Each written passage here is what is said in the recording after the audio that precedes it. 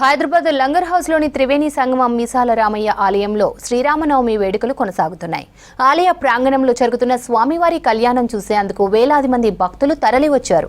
భక్తులకు ఎలాంటి ఇబ్బంది కలగకుండా చలువ పందిరులు, తాగునీరు, తీర్థ ప్రసాదాలు ఏర్పాటు చేశారు ఆలయ కమిటీ సభ్యులు.